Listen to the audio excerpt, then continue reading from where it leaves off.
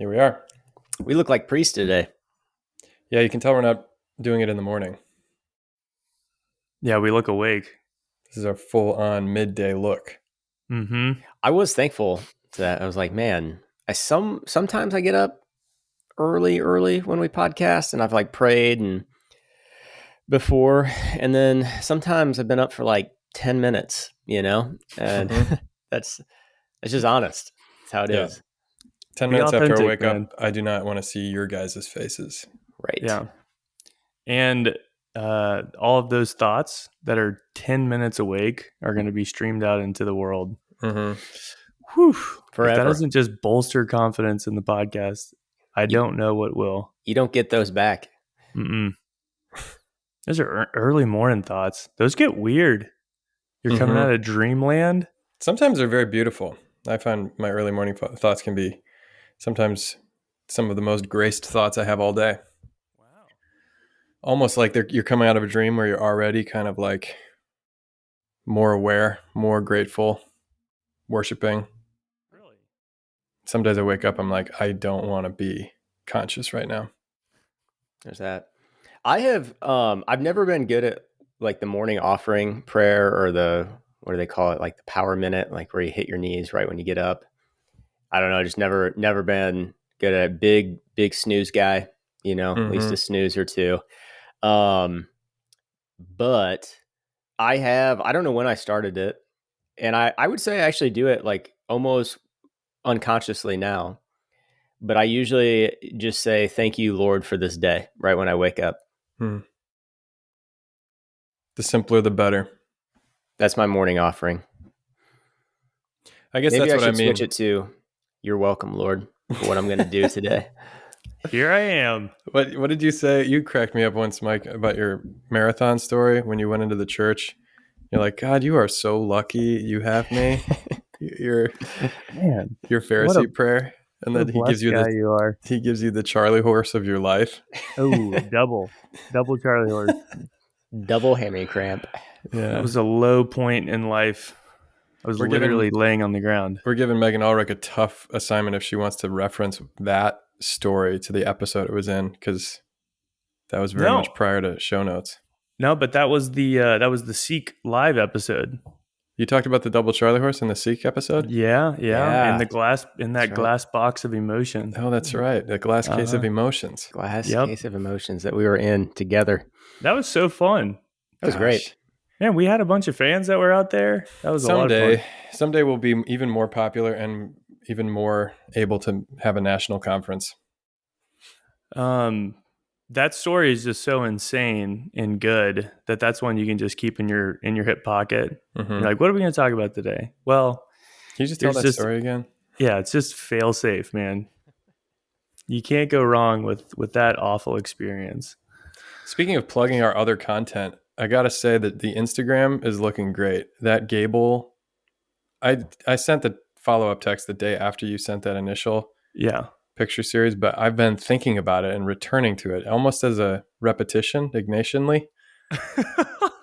The two pictures of Gable sitting at attention and then standing with what I think T-Rex's arms looked like.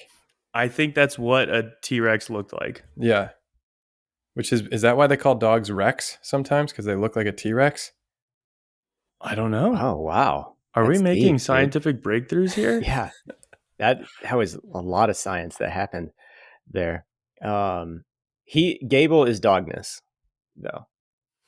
Even dogness is Gable. I don't know. Yes. Right. It's synonymous. It's synonymous. Yeah. I honestly couldn't believe it. You standing there. And then your face says it all, because you're happy to have him sitting there, but then when he stands up, you just look like a man who's seen God. Yeah, I was just beholding, like, just the Lord passed in front of me, because I would knew, like, I was commanding him, and even when he's just sitting there on the ground, like his shoulders and his chest are so deep and powerful. It's unbelievable. You can smack his chest and you can hear, like, just how horseflesh, how impressive it is. This is like this deep chest cavity. So it sounds like a big drum boom, boom. It's not shallow. It's very, very powerful. But then when he skied up, like I'm 6'3". He's taller than you. He's easily taller than me in that photo. Mm-hmm. I was amazed. I was amazed. If you zoom in, you can see just one tear. Wow.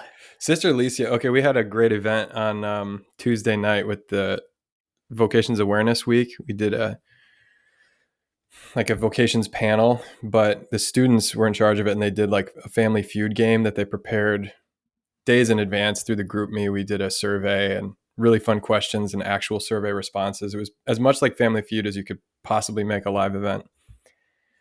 And so that was like the context in which they asked all the priests and religious like a personal question. You know how like Steve Harvey or Alex Trebek will go around and be like, so tell me a story about this or whatever. And the contestant will just kind of do a little human interest thing.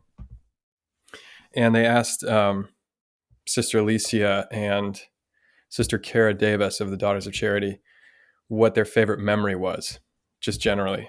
And Sister Alicia's was great. It was these third grade girls in her class. They recently, her anniversary of final vows passed, when her and Sister Kate made final vows. And they had a little video, and she showed it to her third graders for religion class.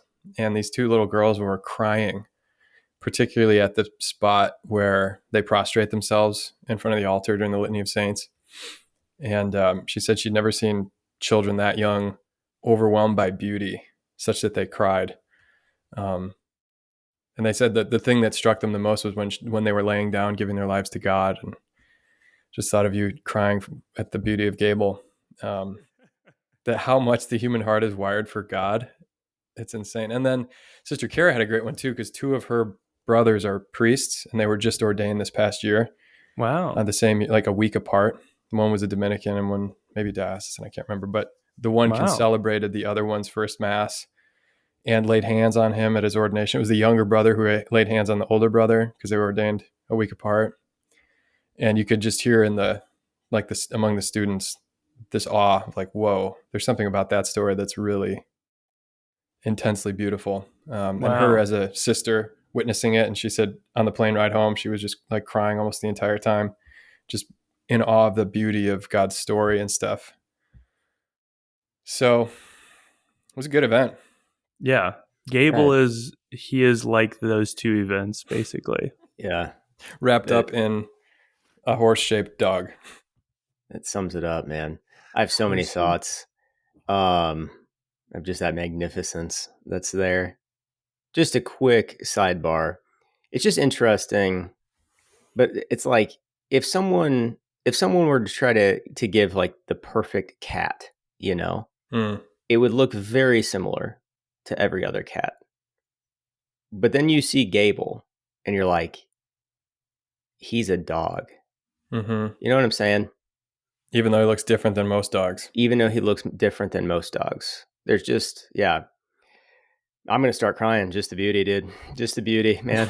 Just the beauty. The thing is, here's what's funny is that there was part of me that thought there's a 1 in 10 chance that he's actually going to start crying, that he means it. I didn't mean it, but he is a beautiful dog. Well, I don't know if this follows, but I did have a follow-up from, and I was like, this is perfect Three Dogs North, because John Carney encouraged us from time to time to go back to different topics. So I thought, how perfect if we went back to the topic that we talked about on the episode that didn't get recorded because of bad internet. Oh, good call. Right? Good call, dude. I forgot what it was. Well, I've also just been marveling at this truck that I bought continually. Oh, yeah. Hey, speaking of things that are perfectly themselves. Yeah. Well, and this will play into it nicely, because this is also going back to a conversation that wasn't recorded, but that we were just having about how jealous Connor is of your beard. Mm-hmm. I did have a pin in that to go back to that, because that's also, your beard is being itself. I mean, it's. Mm-hmm. I think it falls into the same category of your truck, Gable, Rob's beard. I've always said this. Thoughts? I think that you have a great beard, Rob, and I wish I don't have metaphysical envy in that I don't want to be you, but I'm just very happy in that when I grow a beard, I wish it was as beardly. Thank you. Thank you. I think I should. Is that a better angle or is this? When I first grew a beard, which was just a couple of years ago, I looked up on YouTube, of course, how to cut the beard so that it doesn't look stupid. And there's a chin line. I found out that you're not just supposed to go like up against where your chin bone meets your where your jaw lower chin, but it's like where your neck, where your head is basically set on your neck. That's where you stop it. Yeah. Do you feel like you figured out the angle? Kind of. I asked for a better beard trimmer for Christmas, so we'll see if my siblings deliver. Because I don't think I can get the precision I'm looking for. But actually, Uncle Sam, I actually think that one of the questions I had for you, Rob, was, well, both of you, I've recently thought, what if I just for winter grew it out again? Because I was looking at pictures from like a couple Seeks ago, or SLS when I was in Phoenix. It was during the winter and I had the biggest my beard has ever been. Maybe since when I fought fires, but then it was just like all over the place, patchy.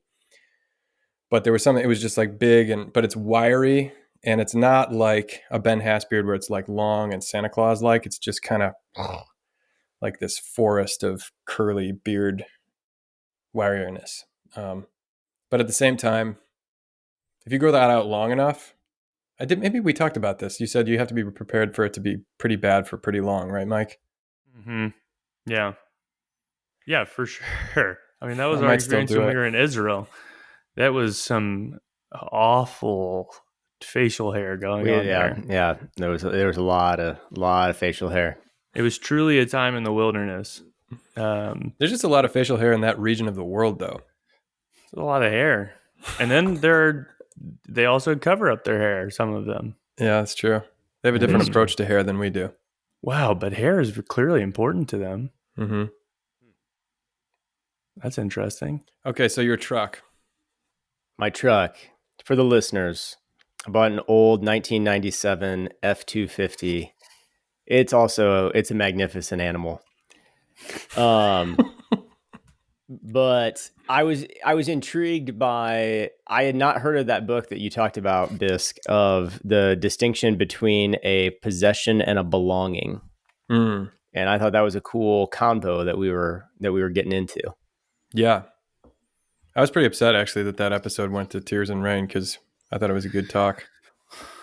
But all in God's providence. Yeah, the distinction between, it's Erzim Kohak's The Embers and the Stars, a favorite of Nick Blaha's. And what's his name? Erzim Kozaks? Kohak. Kohak. Erzim is Erazim. He's a Czech philosopher. I looked it up. I had not heard of him, but definitely kind of like a phenomenology bent towards him. Is that right? Yep. Okay. Mm-hmm. Yeah, sort of the relationship to nature that maybe like a Wendell Berry. You'd think it's kind of like a Henry David Thoreau, go out into the woods and be by yourself, sort of transcendental, whatever. But he's a more... I don't know that he's explicitly Christian or Catholic in particular, but it certainly is. It comports with that worldview. Like you're part of nature. You're not alone in it. And even if you're by yourself in it, like he is, it's the process he goes through is what he calls radical bracketing, where he goes out past the power lines, is what he says, to where you can still see the stars, and there's still a difference between night and day, winter and summer, and all that stuff. Like you're more in touch with the way things are in their nature, and so they reveal themselves more purely to you, even though like there are times during the day where everything looks black and that you can't see the particularity of the trees. It just looks like a line of darkness across the sky. And that's the time of poesia, of poetry, when the mystery is like veiled from you, but you still see the stars and you long for this higher plane of existence. And then during the day, that's the time of techne, when you can see sharp distinctions between things, but you're just like kind of practically worried about survival and what you need to do. And so it's very phenomenological, philosophical. It's beautiful stuff. That's one of the brief like reviews I read of it, was that I think this person, their theory was that he would very heavily critique Thoreau, but he said that it's interesting because it's also probably the most similar experience of reading to being on, was it Walden Pond or something like that Thoreau went to? I've never read Walden Pond, but that's my impression of it too. Yeah, and I thought it was a good kind of succinct description of it. At least it jammed with what you were saying there. Mm-hmm. Well, can you lay out the distinction again between possessions and belongings, Connor? Yeah, I don't remember exactly what he says, but there's a great quote in it where he's talking about, the things that belong to you. Like, you can have a certain relationship to your stuff on a human scale. You can't. I think what I brought up was The Little Prince, that businessman who's on one of the planets counting all the stars because he technically owns them and he needs to like account for all the stars he owns.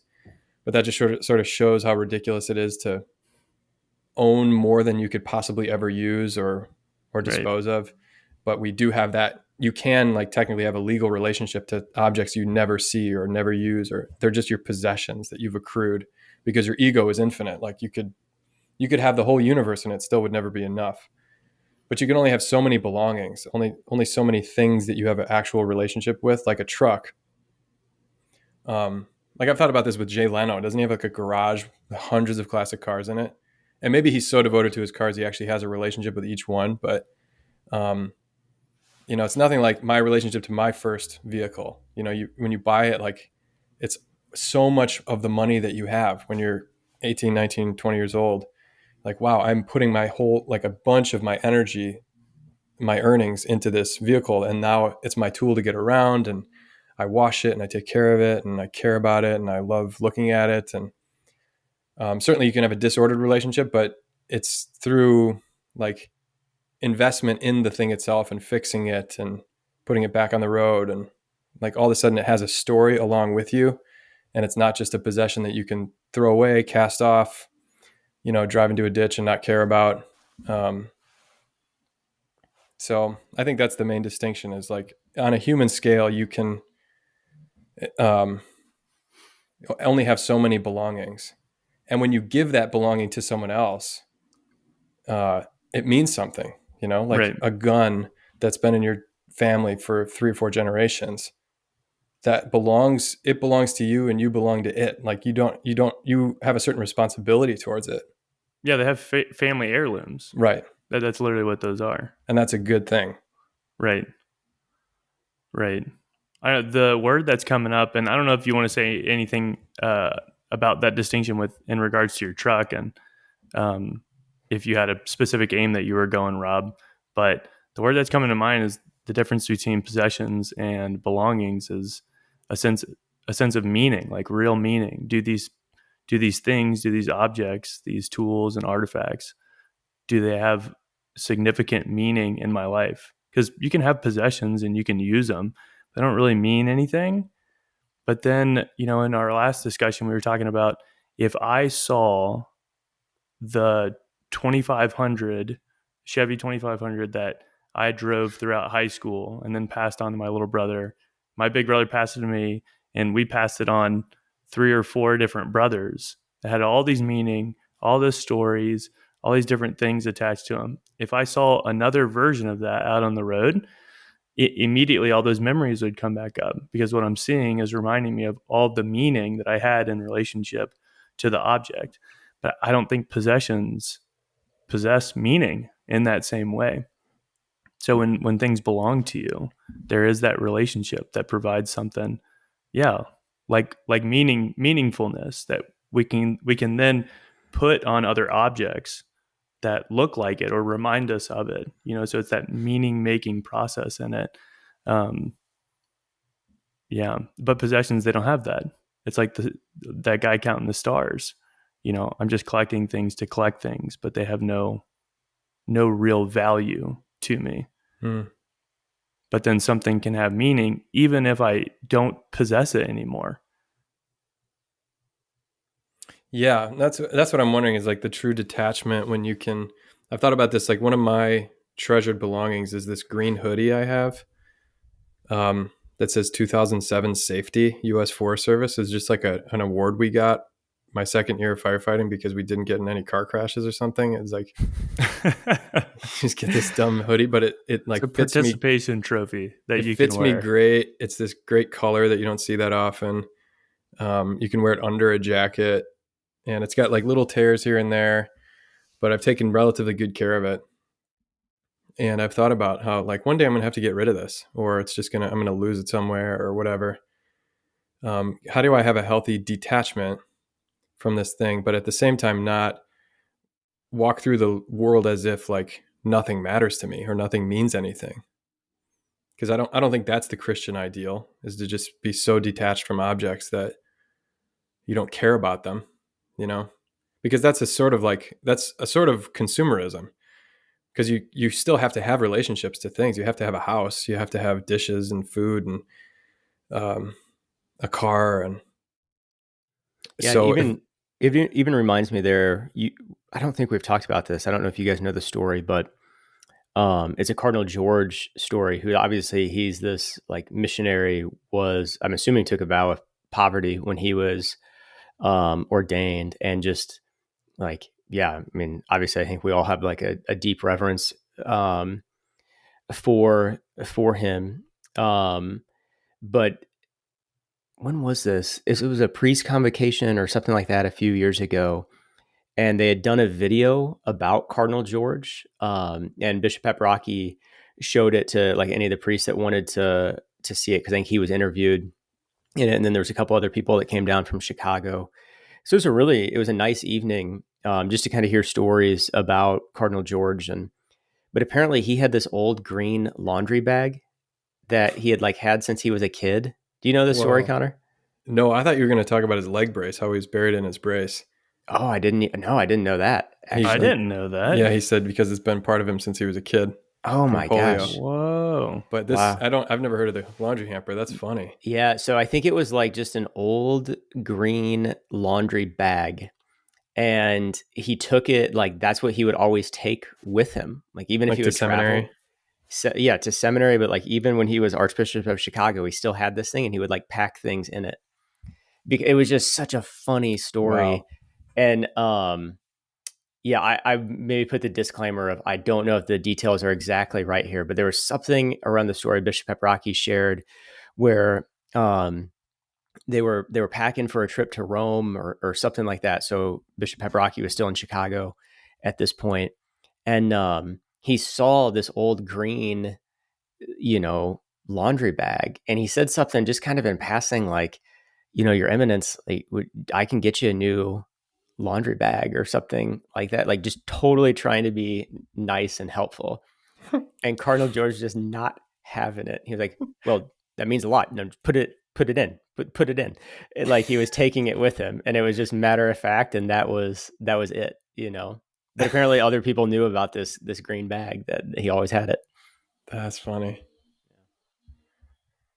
You want to ride in a big airplane? I can get you a ride in a big airplane. Oh my gosh, that's a classic. Yeah.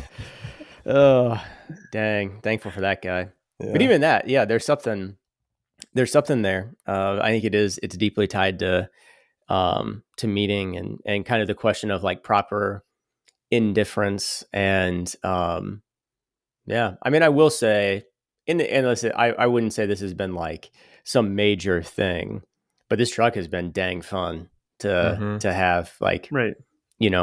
like, yeah, just it's been really, really cool. A lot of good memories of like growing up. I think I told you guys my dad had same body style truck like when I was little, so it brings back that. And even there's a sense of like, it's just an old pickup truck, like it was cheap. And so not that it's just like an open invite to use it, but it's like, yeah, it's like usually people that I know at least buy a truck and then don't want like a single scratch on it. So they like don't let anything in the bed or don't let anyone drive it. It's like, yeah, man, use this thing. It's just a truck. It is what it should be. Right. Right. Yeah, it's like that's why you punch Gable in the chest. You're not gonna hurt him. Dude, he That's what he's loves there it. for. Yeah. He loves it. I'm serious. Yeah. Well, it seems like there's a balance between, that has to be struck with its detachment, But then the thing that can make it difficult is, well, obviously we have a longing for God, who is goodness, and the better thing is, the more we can try and form a relationship like it's God and try to receive meaning from it in that way. And so we don't want to do that. But then at the same time, we also don't want to walk through life saying like Gable's not amazing, or like your truck isn't awesome. Yeah. And so there's also the reality that it's an affirmation of the good, but the good in relationship to God, not the good as a type of God. And that's a subtle distinction there, but I think it does allow us to delight in the thing, to use it. And yeah, it's like the guy who has a Corvette and will never drive it because he doesn't want to mess it up. It's like, well, now it's actually not doing what it's meant to do. So because you have this disordered attachment to it, and it's so awesome that it's actually you're immobilized in it. Oh And so man. like, it's a sick truck. I'm going to get out there and use it, man. That seems like the freedom where you're delighting in it, but then it's also hasn't taken on a divine meaning that disallows us from actually using it well and enjoying it like the way it was created to be enjoyed, you know? Yeah, it just reminds me of another story of yeah, this was 5 or 6 years ago. I don't think I was a priest yet, but I mean it hasn't been that long ago. And I was at a Cardinals game, and somebody for the opposing team was signing autographs. Like I have no idea. I don't remember who it was, but we had pretty good tickets, and so we're like 15 feet from this major leaguer signing autographs. So there's this like throng of kids just like holding up baseballs and hats, and they just want him to sign like something. And there was this old guy. I'd never seen this before, but there was this old guy that like kind of like wormed his way to the front, and he had this binder of cards, and he did. He got it. He got it done. He knew what he was doing. But like the major leaguer like signed his card, so he must have had a whole set of like, the Astros or whoever the Cardinals were playing, and it was very apparent. Like at least it seemed from afar, he's probably just trying to get like a full team set of autographs to sell or something like that. And you juxtapose so it's like this old guy holding up a binder, like trying to get him to sign a specific card, to all these like, you know, 12-year-old boys just like holding up baseballs or like old ball caps, like just sign this thing, because you're a major leaguer. There's just something like just off with it, Anyway, it just reminded me of that. Yeah, he's out there doing work and the kids are just want to see a major leaguer. Yeah, man. Well, the whole thing with collecting sort of, I mean, I guess to the thing about collecting that to me seems it's never made sense to me. I've certainly been a collector of different things at different parts of my life, but I've pretty much always come to the conclusion that the more I try to collect the thing, the less I care about it. Like I still have cards from when I was a kid and we'd trade them, and they meant a lot to me at the time, but then you imagine that these will keep meaning something to me if I just keep them hermetically sealed exactly the same. And that's treating the object as if it's like has this eternal meaning rather than this sort of more ephemeral but still meaningful meaning. Like your relationship to your truck right now, Rob, is different than it will be in 30 years. Like if you expected this truck to remain exactly the same, that's why you wouldn't want to scratch the bed or do anything, but that's not the way a truck is enjoyed, or that's not what the point of having a truck belong to you is. But it kind of reminds me like when I would get new shoes as a kid.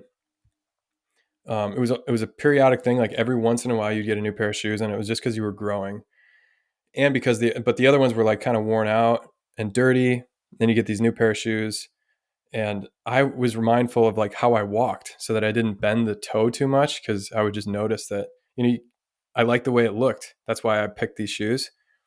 And you like try to walk around funny for a day or something, then you realize there's no point in this. Like these shoes are going to get worn in, and they're not going to look as nice as they did the day that I bought them. But that's what shoes are for, And I think that having a relationship to things according to their reality is important. And I was thinking like the other day when the technology crapped out on us and I just started my day, it's very annoying. and like all sorts of other things didn't work well.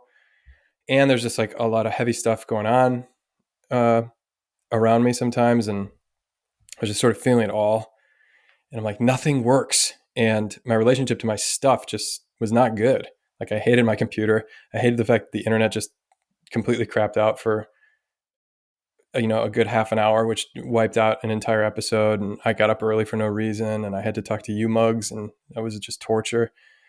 But then halfway through the day, and that was the same day that we had this awesome event with the nuns and the priests and monks and everything for vocation awareness, and people showed up, and a lot of stuff that just worked really well, kind of mysteriously, that you have to count on, but you have no ability to control yourself. And I was praying about it, and I just realized, like, that's it. Like, nothing is given. Nothing is to be taken for granted. If you're really properly engaged with reality as it is. It's when I falsely think that the computer will always work. I don't care that this MacBook is from 2015. It must never fail me. That's just an unreasonable expectation. Same thing with the internet and all that other stuff that I just count on, like having perfect disposal of all the time, instead of, this is a gift I can't just take for granted. And the fact that my body works, or my loved ones' bodies are working, and even though one day they will stop working and give up the spirit, that's part of walking through the pilgrimage of life, is just having the things that belong to you and being properly attached to them, but in a way that they are not your final end, and like nothing of this you get to take with you. And go back to Cardinal George, that famous quote from his funeral homily: the only thing you get to take with you is what you've given away. I think that's like the ultimate disposition towards reality, is that it's a gift given to you, and that one day you're going to have to leave it. But you can do that as a gift, like give it back to God for his praise, or you can have it like ripped from your cold, dead hands because you're unwilling to like let go of your vice grip. Yeah. So I just kind of felt like that as a microcosm on Tuesday. Why I was so angry or restless or perturbed is because I wasn't properly engaged. Yeah, man, it reminded me of a homily, an incredible homily that I preached yesterday on it was unbelievable. At any point did you stop and say, "Oh my gosh, that was delicious"? Did you guys hear that? Play it back. Have y'all ever actually not said that was delicious, but have you ever stopped in the middle of your own homily and been like, "Whoa, I'm blowing people's minds right now"? No, like I just got my mind blown by what I said. But wait, I guess I have done that before, I guess is why I'm asking that. Actually, last night I was reading Jaber Crow. I've been rereading that.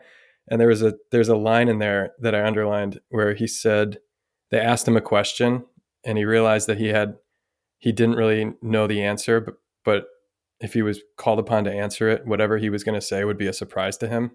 I just thought that was such a cool thought. Like, there are times when you just start talking and you're surprised by what you say. Oh, big time. Big time. It's like that Michael Scott line. Sometimes I start a sentence and I just don't know where it's going. I hope it'll flesh itself out. That's kind of, if I were to preach homiletics, it would be something like that. Yeah, there's definitely been times where I've said something and like, wow, that was definitely, it's a recognition that there's another person. Like there's the action of the Holy Spirit there for sure. But it was the story of the 10 lepers, and that the 10 are healed, but then only the one returns to give praise to Christ. And there's a lot of scriptural details in it that you have to know the context of the story for it. But when I was praying about it, that idea of gratitude came up. And it's just such a burning question. Like, why did the other 9 not come back to Christ and thank him? Like, why were they not filled with gratitude? And, and that question was just kind of burning in me. And one of the things that it reminded me of is, I think when things go wrong in life, we're really easy to directly attribute those things to God. Like, we can see the direct correlation with that. And I kind of told this story when I was in high school. I really wanted to win a homecoming game. It was the first homecoming game as a quarterback. And I made a promise with the Lord. I think I've talked about this game actually on the podcast. Years ago. I remember this. That if I live the week perfectly, morally speaking, then you owe me like 6 touchdowns and a victory at homecoming. And I played terribly, and I threw like 2 picks, and we lost the game. And immediately, in like the misery of the loss, it was like, this is God's fault. It was like, God, you did this to me. But then there's all these good things in life that I don't make that direct connection, that this is actually flowing in gratitude, flowing from the hand of the Lord. It's like the medicine that we take, the people that he surrounds us with, the miracle of like the insane technology and all the details of everything that is going on right now so that this can actually happen. Like, we don't directly associate that in gratitude with Jesus. So I wonder if those guys that were healed, it wasn't they were healed right there on the spot, but it was as they were going. It was on this journey. And if only that's an one interesting recognized point. And then that's like one of the few healings that's like that, where it's not just in the moment. I mean, it's like the story of the dude on the island, stranded on the island. Like, Lord, if you come and save me, I will do anything for you. And then a boat pulls up. He's like, never mind, I got it. Like, we struggle to make that direct, like, oh, this actually is coming from the Lord. But man, if something bad happens, we had no problem. At least I don't. I don't have any problem just directly Speaks laying for that yourself, one. dude. Speaking of the technology, can you guys hear me right now? Mm-hmm. Yes. Okay, good. Because I talked and I thought, oh my gosh, while we're talking about that technology not working, is it going to stop working? But it's working.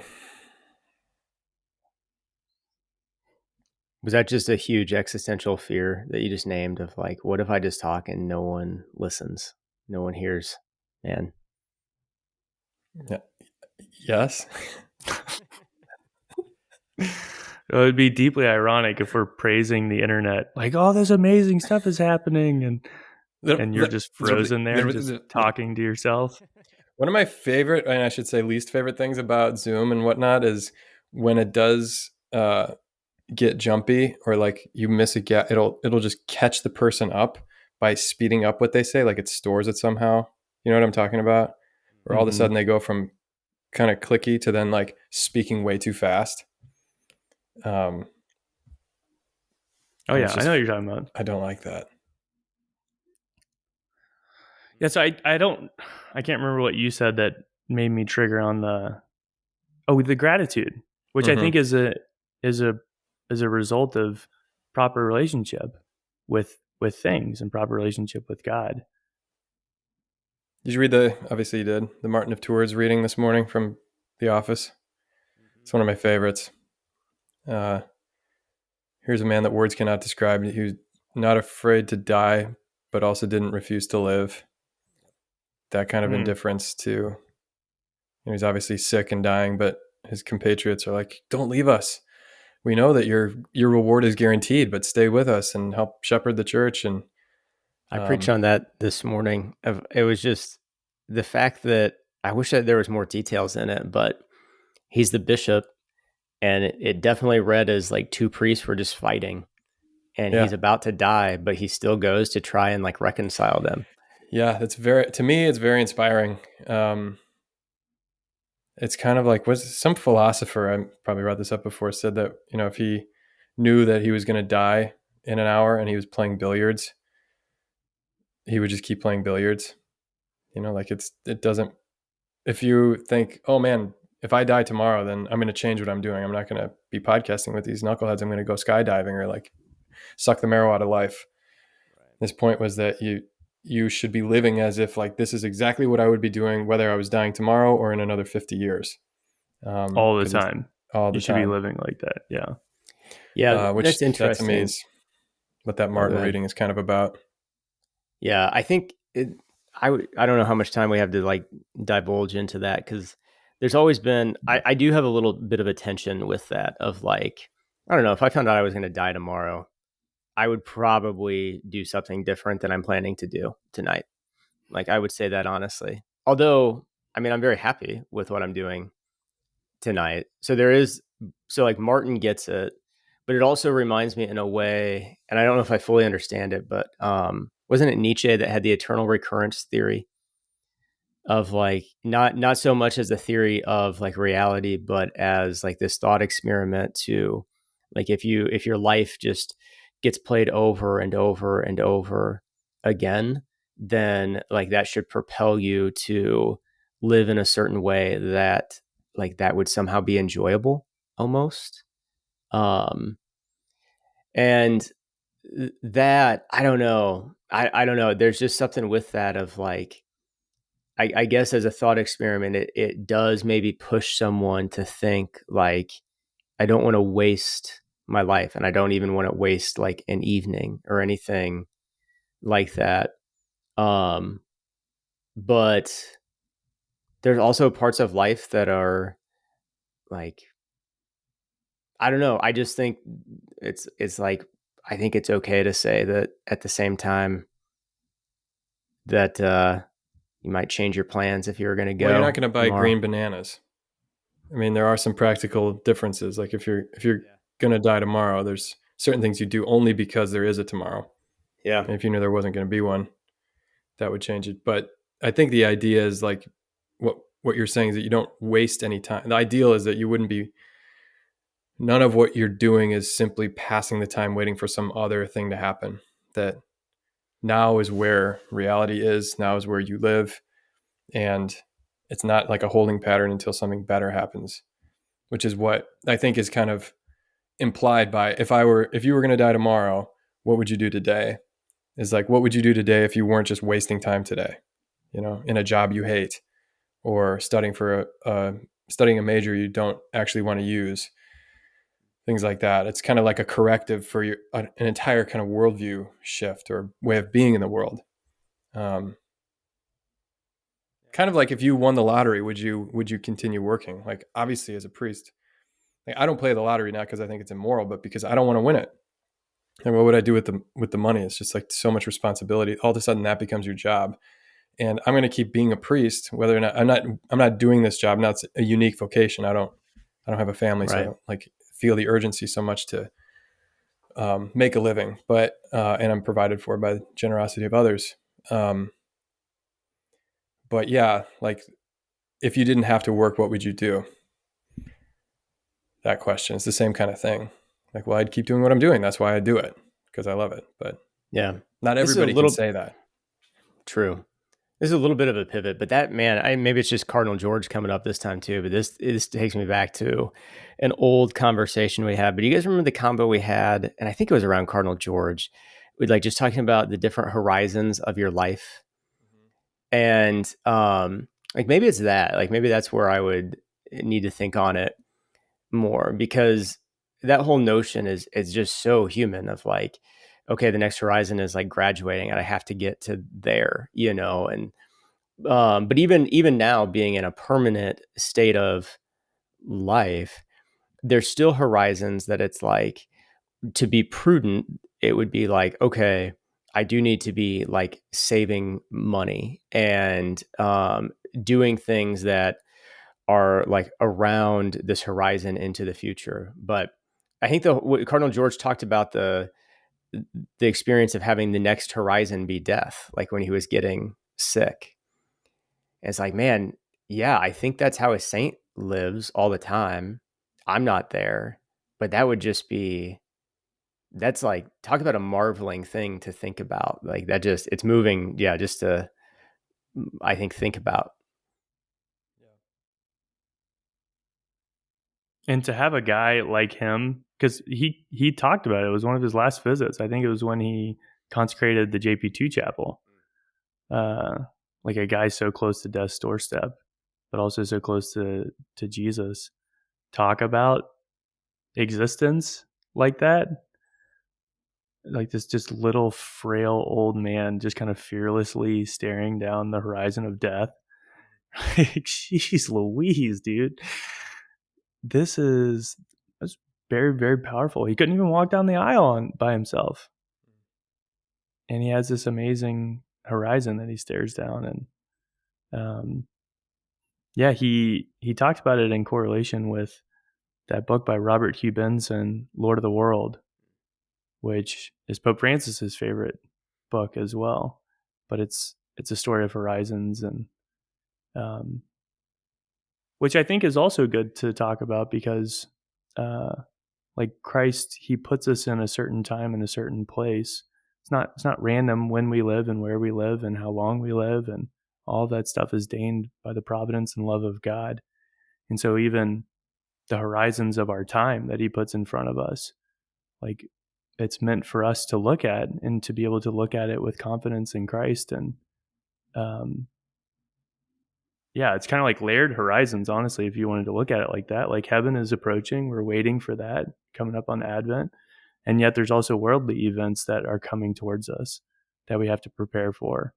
But to look at those two things simultaneously, I guess it would be like an organ, wouldn't it? You have to look at multiple lines at the same time to see what the music actually sounds like. Isn't that how you play organ? I think any piano with two hands, there's two lines. But the organ has four, doesn't it?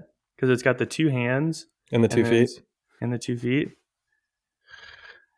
It's like looking at multiple horizons all at once to try and see where the Lord's moving and how to approach it. You got to run harmonica.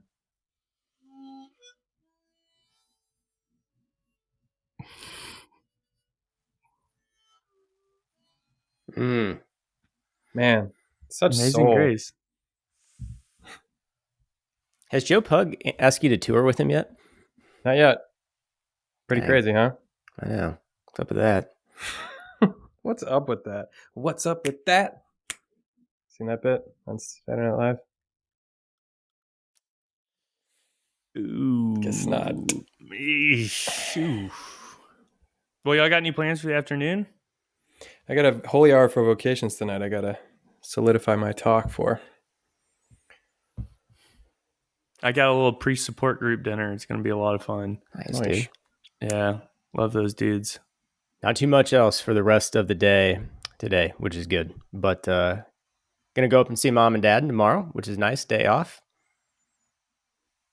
Tomorrow's Friday?